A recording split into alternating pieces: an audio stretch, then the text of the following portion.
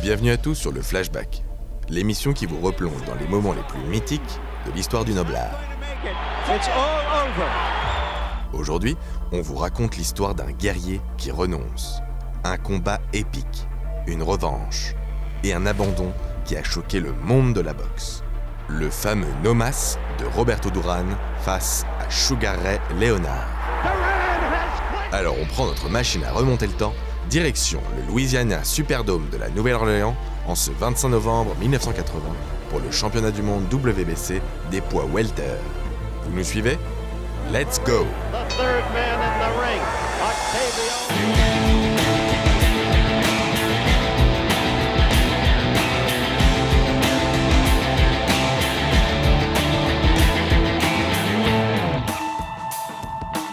Pour appréhender au mieux ce combat et cette revanche face à Sugar Ray Leonard, certaines informations sont cruciales.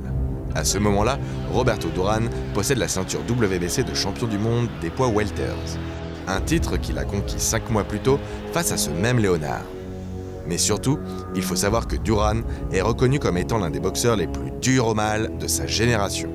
Pour comprendre la manière de boxer de celui qu'on surnomme Manos de Piedra, il faut se pencher sur son enfance et son adolescence. Un destin brisé, comme il en existe tant en Amérique latine et au Panama. Après que son père l'ait abandonné alors qu'il n'a que 5 ans, il est contraint de cirer les chaussures des bourgeois de Panama City pour quelques centissimos afin d'aider sa mère à subvenir aux besoins du foyer. Le jeune Roberto abandonne l'école dès le plus jeune âge et traîne dans les barrios del Chorrillo, quartier malfamé de Panama City. Après mon enfance, de qui devrais-je avoir peur ? Les champions de boxe ne viennent jamais des quartiers riches. Ils viennent des barrios, des gouttières. C'est la loi de Dieu, dira-t-il lorsqu'on l'interroge sur l'influence de son enfance difficile dans sa boxe. Pour l'enfant qu'est Roberto, rien n'est indu, et tout se mérite à la sueur du front. Et son parcours de vie tortueux reflète parfaitement sa ténacité et sa hargne sur le ring. Il débute la boxe à l'âge de 8 ans. Il est alors le sparring partner des boxeurs du quartier et il prend exemple sur son grand frère Totti. Au départ, c'est surtout l'attirail du boxeur qui éveille l'intérêt du jeune Roberto pour le noblard. L'équipement me fascinait. Les gants, le short, les chaussures. Je voulais les porter moi aussi. Visiblement doué, il passe rapidement professionnel, dès l'âge de 16 ans. Après une carrière amateur conclue avec 13 victoires pour 3 défaites. Mais après ses débuts prometteurs, la carrière professionnelle de Duran démarre de façon tonitruante. 31 victoires, dont 27 par KO, comme pour bien annoncer son arrivée chez les pros. En 1971, il bat notamment l'ancien champion du monde WBC des poids superplumes, Hiroshi Kobayashi, sur un KO qui fait lever tout le Gimnasio Nuevo de Panama City. L'enfant du pays gravit peu à peu les échelons et s'offre en juin 72 la possibilité de boxer pour une ceinture mondiale. C'est le champion du monde écossais, Ken Buchanan, qui se présente face au phénomène au Madison Square Garden. Roberto, you seem very confident that this is going to be a knockout. Now, let's go a step further and tell me the round. 9. Solamente 9 le voy a dar. Habla mucho. Ce championnat du monde WBA des poids légers est le premier grand combat de la carrière de Duran. La pression repose sur ses épaules et il se doit de combattre comme il l'a toujours fait, avec détermination et ténacité. Dès la première reprise, il fait étalage de sa technique et de sa hargne. Le challenger parvient même à faire chuter le champion sur un crochet du droit dès les premières secondes du combat. Par la suite, Buchanan ne plie pas, bien qu'il perde la quasi-totalité des rounds. À cette époque, les championnats du monde se déroulent en 15 rounds. Au terme de la 13e reprise, les deux boxeurs s'envoient des coups après la cloche. Duran frappe le champion et le fait plier de douleur. Le coin de Buchanan parle d'un coup bas, mais l'arbitre soutient qu'il s'agit d'un coup au plexus. Pourtant, les ralentis montrent bien ce qu'il en est. Buchanan dit même après le combat « Il a découpé mes couilles en deux. J'ai pissé du sang pendant 10 jours après ça. » Mais on en rigole maintenant. Robert et moi sommes les meilleurs amis du monde. Ce coup contraint l'arbitre à arrêter le combat, car il juge le champion incapable de poursuivre. Avec cette victoire controversée, Duran remporte sa première couronne mondiale et se place comme l'un des meilleurs espoirs dans la catégorie des poids légers. Tout a changé à partir de ce jour-là. Au début, tout ce qui comptait pour moi, c'était d'acheter une maison à ma mère. Après y être parvenu, je pensais à raccrocher. Mais mon entraîneur et mon manager m'ont dit « Continue, Roberto, et tu pourras t'en acheter 1000 ». Sa défense et son activité sur le ring impressionnent les fans qui voient en lui une future star. Par la suite, il connaît la toute première défaite de sa carrière le 17 novembre 1972, à l'occasion d'un combat sans titre en jeu face au portoricain Esteban de Jesus. Il a néanmoins l'occasion de prendre sa revanche en 1974, lors d'une défense de son titre WBA. Cette fois-là, avec un titre en jeu, Duran l'emporte par KO au bout de la 11e reprise. Au cours des années 70, on peut même dire que Duran enchaîne les défenses de titre. Il y en aura 12 au total, toutes victorieuses, par KO ou KO technique. Everybody wanted to fight Duran, but everybody was afraid of Duran. Toutes, sauf une, face à Edwin Viruet, qui réussit l'exploit de tenir 15 rounds face au champion. Au terme de la rencontre, le challenger s'incline tout de même sur décision unanime. Toutes ces victoires font de Duran une idole au Panama. En janvier 1979, il retrouve De Jesus, qui entre-temps s'est emparé de la ceinture WBC des poids légers. Les deux champions s'affrontent au Caesars Palace pour une réunification de titres. Une victoire chacun. C'est la belle entre les deux boxeurs. Le combat est ultra important. Mais pour son premier combat de réunification, Duran fait forte impression et met De Jesus KO à la 11e reprise.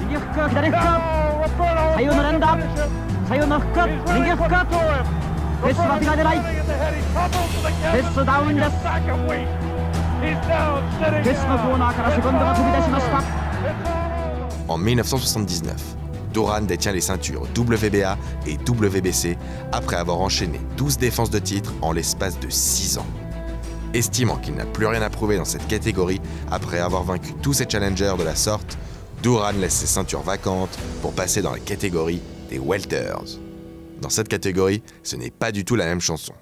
Un jeune boxeur y impressionne tout le monde grâce à sa progression fulgurante. Un certain Sugar Ray Leonard. Le natif de Caroline du Nord boxe avec une finesse rare et il possède un punch exceptionnel. Comme un reflet de leur boxe, le parcours de vie de Leonard est radicalement opposé à celui de Duran.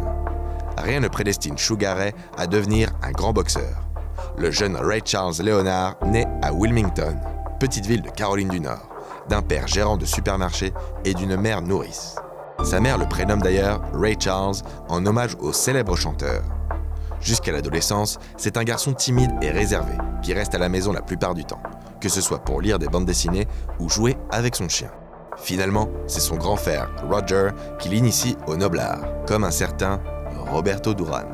Incroyablement doué, le jeune Ray grimpe rapidement les échelons de la boxe amateur durant son adolescence. À seulement 16 ans, il parcourt le pays et boxe dans les compétitions AAU réservées aux lycéens boxeurs du pays. C'est sur ce circuit amateur qu'il se fait un nom, ou plutôt un surnom. Sarge Johnson, assistant coach de l'équipe olympique américaine, dit à Dave Jacobs « Bon sang, la boxe de ce gosse est aussi douce que du sucre. Sweet as sugar » ou Sugar Ray Leonard. Certains font également référence à la légende Sugar Ray Robinson durant la carrière de Leonard, mais qu'importe. Son talent et sa réputation naissante sur le circuit amateur lui permettent d'intégrer l'équipe olympique en vue des Jeux olympiques de Montréal en 1976. Là-bas, Sugar Ray décroche la médaille d'or au terme d'un tournoi maîtrisé de bout en bout. 6 combats, 6 victoires, 6 décisions unanimes. Suite à sa victoire olympique, il décide de passer pro. Dès le début de sa carrière professionnelle, le droitier attire l'œil des observateurs. Son potentiel est aussi grand que son talent. Rapide et mobile, il possède une vitesse de réaction incroyable et une défense de haut niveau. Son coup d'œil impressionne et son sens tactique lui permet d'enchaîner rapidement les victoires. Son début de carrière est parfait d'un point de vue statistique. Il enchaîne 27 victoires consécutives. Parmi elles, on peut citer le combat face à l'excellent défenseur Floyd Mayweather Sr., ou le KO infligé à Pete Aranzani pour le titre mineur NABF. C'est grâce à ses succès qu'il se voit offrir sa toute première chance de combattre dans un championnat du monde. En ce 30 novembre 1979, c'est le champion du monde WBC des poids welters, Wilfrid Benitez, qui se présente face à Leonard sur le ring du Caesars Palace. Ce qu'il faut savoir, c'est que comme Sugar Ray, Benitez est un génie de la boxe. Il défend exceptionnellement bien. Il a conquis le titre de champion du monde WBA des superlégers à 17 ans, ce qui fait de lui le plus jeune champion du monde de l'histoire de la boxe.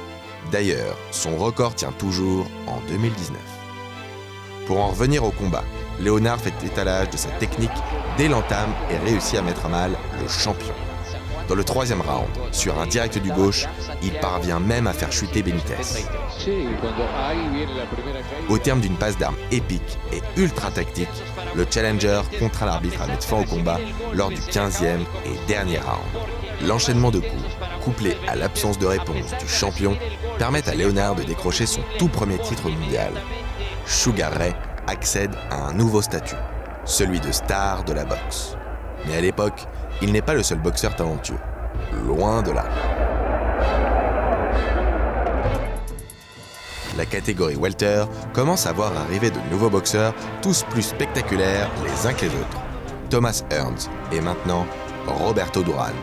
Sans oublier Marvin Hagler, la star des poids moyens, qui devient champion WBC et WBA en 1980.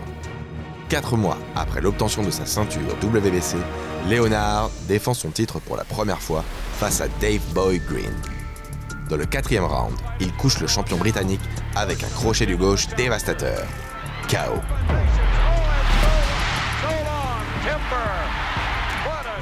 Plus tard, Sugar Ray parlera de ce coup comme du plus puissant qu'il n'ait jamais donné.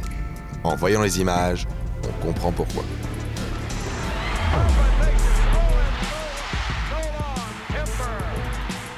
Pour en revenir à Roberto Duran, on se souvient qu'il avait quitté la catégorie des légers pour monter chez les welters en 1978. Et pour ses premiers combats dans cette catégorie, Duran remporte plusieurs victoires marquantes, dont une par décision unanime face à l'ancien champion du monde WBC, Carlos Palomino. Il est rapidement propulsé challenger numéro 1 pour la ceinture WBC. Et son heure vient finalement en juin 1980.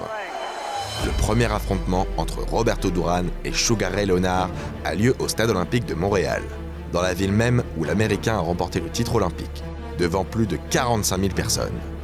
Ce serait un euphémisme de dire que le combat est attendu. I think it's the fight fans' fight.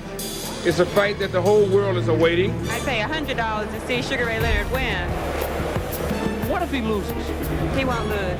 À l'époque, c'est le plus lucratif de l'histoire pour les deux boxeurs. Leonard touche plus de 8 millions de dollars. Duran, lui, touche 1,5 million.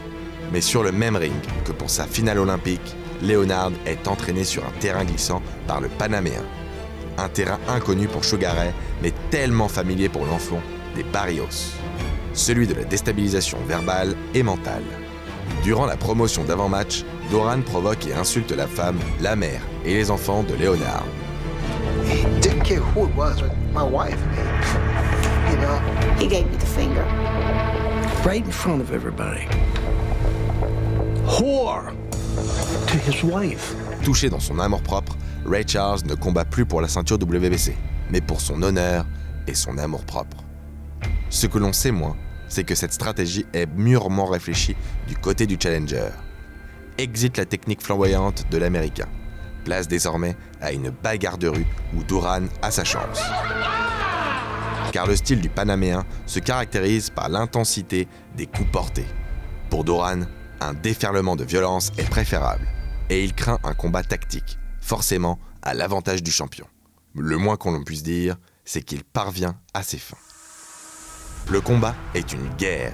Il est même surnommé The Brawl in Montréal, ou la bagarre de Montréal. Après la déstabilisation d'avant-combat, Duran surenchérit avec des gestes obscènes adressés à Leonard pendant le combat.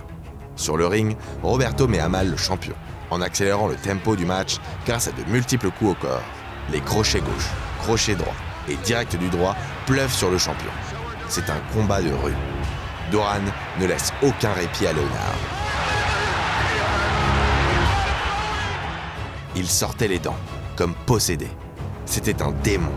L'intensité et la fureur que met Manos de Piedra à chaque coup porté font reculer Leonard qui doit se réfugier dans les cordes.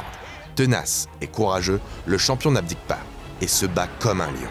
Mais malgré tous les efforts de Sugar Ray pour riposter, Duran l'emporte au terme de la 15e reprise par décision unanime. La boxe sans concession du challenger a triomphé. Et il le doit en grande partie à son travail de sape d'avant-combat. Pendant des semaines, il n'a pas arrêté. Il m'a insulté, a maudit ma mère, ma femme, mes enfants. Cela m'a atteint. Duran est entré dans ma tête, concède Léonard. Et même lorsque la cloche finale retentit, Roberto refuse de serrer la main du champion et lui adresse quelques mots doux. « Casse-toi de là, espèce de merde. Je sais que tu n'es qu'une merde. » Duran was actually after the fight. Roberto Duran estime que c'est le meilleur combat de sa carrière. Affûté physiquement, actif de la première à la 15e reprise, le Panaméen a semblé intouchable.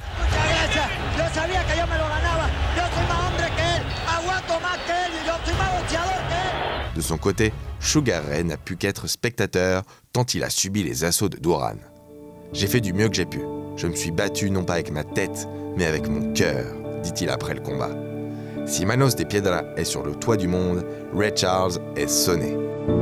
I have to deal and come to grips with what the hell just happened. I'm beat up. I mean, tears running down my face.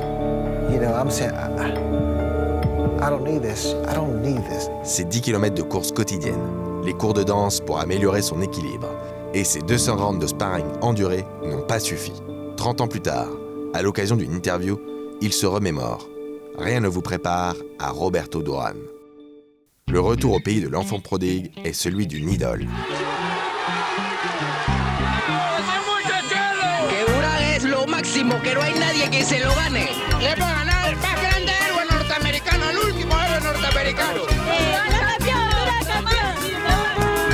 Roberto Duran, who beat Sugar Ray Leonard to win the welterweight boxing championship last week, has flown home to Panama.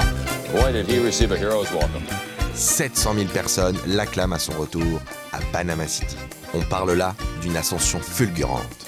L'histoire d'un gamin, Del Chorrillo, qui se fait prêter des avions diplomatiques par les dirigeants du pays. Du lieutenant-colonel Omar Torrijos Herrera au sulfureux Manuel Noriega, tout le monde adore Duran. Ce serait un euphémisme de dire que Duran profite de sa notoriété après le combat pour fêter ses victoires. Résultat, des mois de beuverie et des repas fastueux qui ont raison de la forme physique du néo-champion WBC des welters. Pour revenir à l'aspect sportif, le manager de Duran, Carlos Eleta, accepte rapidement le rematch. Le souci, c'est que cette rencontre est fixée au 25 novembre, soit 5 mois après la première rencontre entre les deux champions. Mon objectif était de prendre ma revanche le plus rapidement possible, parce que je connaissais les habitudes de Roberto, dira Léonard. But will he give Leonard a rematch? Piensa darle una revancha a Leonard. ¿Cómo no? Why not? Si hay plata, ¿por qué no? If there's money... Si no me la quería dar a mí. He didn't want to fight me.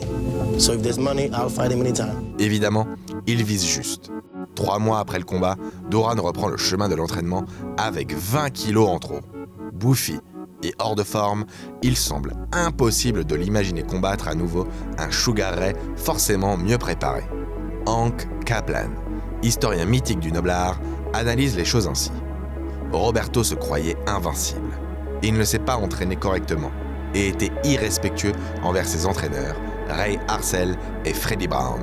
Pire encore, à 15 jours de la revanche, il affiche encore 10 kilos de trop sur la balance. Repousser l'échéance ? Impossible. Les enjeux financiers sont devenus trop importants. Don King a déjà bien ficelé l'affaire. Le combat sera intitulé Stone vs Sugar, once again. Earlier this year, Roberto Duran beat Sugar Ray Leonard for the welterweight title in a bout that was billed as the fight of the century. Well, now they're getting ready for the rematch of the century at the New Orleans Superdome. Pour certains membres de l'entourage de Duran, Carlos Eleta est le principal fautif dans l'organisation de cette revanche jugée trop précoce. Ce dernier se défend. Après Montréal, Roberto était incontrôlable. Je me suis dit que si je n'acceptais pas de signer pour Léonard, il risquait même de perdre contre le premier venu. L'heure de la revanche a sonné. Un combat attendu par le monde entier. Ce 25 novembre 1980, au Superdome de la Nouvelle-Orléans, Léonard arrive sûr de lui et confiant dans sa tactique. Je savais qu'en utilisant ma vitesse et en le chambrant, j'allais le rendre fou. Sugar Ray Leonard was protesting the fact that Duran had the beard and he wasn't going to shave for the fight. And they're like, you know, if I have a beard, that's going to protect me and the glove's going to slip off. It's not going to be the same thing. So he and Angelo Dundee came in fake beards. L'entrée des artistes annonce la couleur. Ray Charles chante pour accompagner Sugar Ray. Un vrai moment de légende.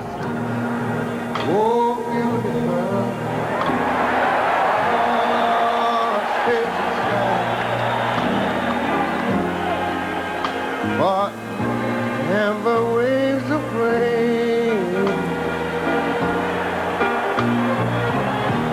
or purple mountain, now the written man is dead. Whoa, above the fruity plain, I'm talking about America, sweet America, you know, God shed His grace on thee.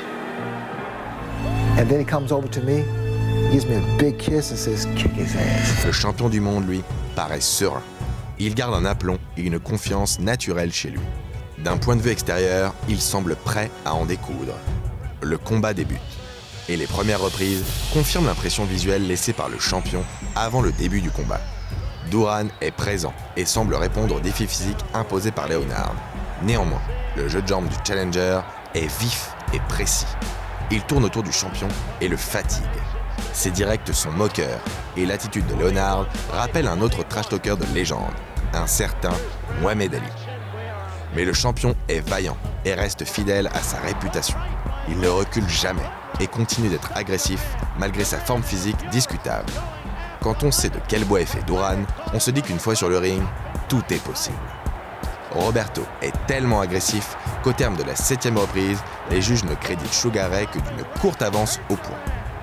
Après avoir provoqué le champion durant toute la rencontre, Leonard passe à la phase d'humiliation.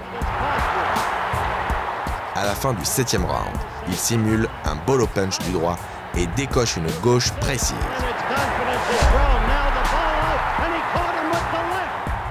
En même temps que la face du champion, il touche son orgueil.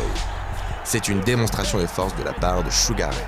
Et rien, je dis bien rien, ne semble pouvoir le déstabiliser.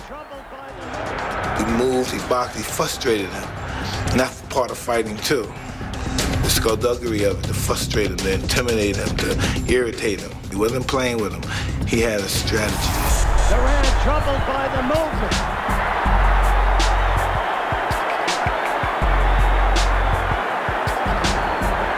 Dundee would be well advised, I think, to tell Leonard to stop that. C'est dans le 8e round que le combat prend une tournure insolite et inattendue. Actif durant la totalité du round, Duran semble de plus en plus émoussé physiquement et touché psychologiquement par un combat dont l'issue semble inéluctable. I just saw in Duran's face that he just didn't want to be there. Le combat tourne à l'avantage du challenger et pire, à la démonstration. À 30 secondes du terme de la reprise, Duran fait un premier geste de la main et tourne le dos à son adversaire. Un premier signal d'abandon. Mais l'arbitre mexicain Octavio Meran interprète mal ce geste et ordonne la reprise du combat. Les secondes qui suivent sont gravées pour toujours dans la mémoire des fans du noble art. Manos de Piedra semble très clairement refuser l'affrontement et 2 mots semblent sortir de sa bouche. No más. En espagnol, a pelear. No más. En entendant ces mots, l'arbitre met fin au supplice du Panaméen et ordonne l'arrêt du combat. C'est la stupeur.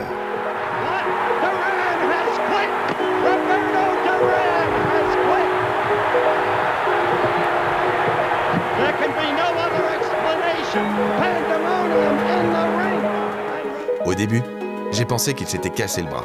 Si quelqu'un m'avait dit un jour que Roberto allait abandonner un combat, je lui aurais craché à la gueule. Sur le moment, j'ai failli m'évanouir, dira son coach Ray Arcel des années plus tard. Pourtant, aucun signe avant-coureur ne laissait présager d'une telle issue. Freddie Brown, l'autre homme de coin de Duran, trouve l'alibi parfait pour expliquer la défaillance du champion. Il invoque une indigestion douloureuse pour expliquer le comportement de Duran. Au Panama, Si les gens avaient su qu'il avait vraiment abandonné, ils l'auraient tué. J'étais dans l'obligation de lui trouver une excuse. Mais c'est trop tard. Le monument est tombé. Et de la pire des manières. Qui aurait pu imaginer Roberto Duran abandonner un combat ? La stratégie géniale de Sugar Ray a fonctionné jusqu'au bout. Le faire abandonner, c'est bien mieux que de le mettre KO, dit même le nouveau champion WBC. La revanche est savoureuse pour Léonard, qui l'a vaincu avec brio l'affront de Montréal. Les conséquences de l'abandon sont immédiates. Au Panama, Duran est qualifié de traître, et des injures à son encontre sont taguées sur les murs de la capitale. D'un point de vue sportif, Duran connaît une traversée du désert de plus d'1 an et demi avant de se voir offrir une nouvelle chance mondiale face à Wilfrid Benitez. Un combat perdu par décision unanime. Une autre défaite suit face au modeste Kirkland Laing. En 18 mois, Roberto vient de perdre autant de matchs qu'en 14 ans de carrière professionnelle. Néanmoins, la force de caractère de Duran est exceptionnelle. L'enfant del Chorrillo en a vu d'autres dans la vie. C'est un guerrier depuis sa plus tendre enfance. Il jure sur la tombe du général Torrijos qu'il ramènera une nouvelle ceinture de champion au Panama. Et il honore sa parole en 1983 face à Davey Moore, détenteur du titre WBA des Super Welters. Un second titre de champion du monde WBC des poids moyens suit en 1989 face à Iran Barkley. Quant à Léonard, la suite de sa carrière fait de lui l'un des plus grands boxeurs de tous les temps. Parmi ses autres victoires marquantes, il y a évidemment celle face à Thomas Hearns, ou celle remportée face à l'immense Marvin Marvelous Hagler, bien que celle-ci soit controversée encore aujourd'hui. Pour boucler la boucle, Roberto Duran et Sugar Ray Leonard s'offrent une belle le 7 décembre 1989, pour le compte du championnat du monde WBC des Super Welters. Leonard l'emporte par décision unanime. Pour en revenir à cette soirée du 25 novembre 1980, personne n'est capable d'expliquer avec certitude l'abandon de Duran. Aveu d'impuissance ou réaction impulsive face aux provocations de Leonard, seul le boxeur possède véritablement la réponse. Près de 35 ans plus tard, aussi tenace en interview que sur le ring, il ne lâche rien et ressort les mêmes excuses à moitié vraisemblables. Mon estomac me faisait souffrir et je ne pouvais plus bouger. À chaque fois que je faisais un mouvement, j'avais du mal à respirer. No mas. Des mots qui restent gravés dans le livre d'or du noble art. L'écho d'un sport impitoyable et d'un combat épique où le plus teigneux des combattants a été contraint de jeter l'éponge.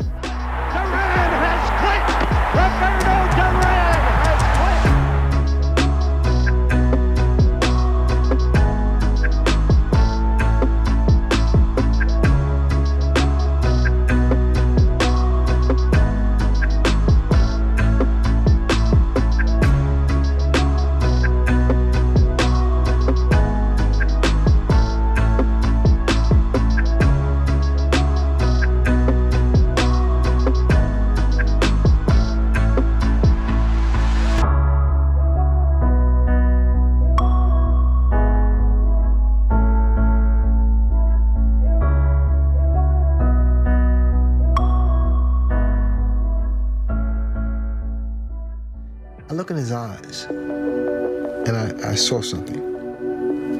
I saw something in him that he still has not been able to totally deal with. He still had his guards up. Not high, but they were up just enough to protect what was left.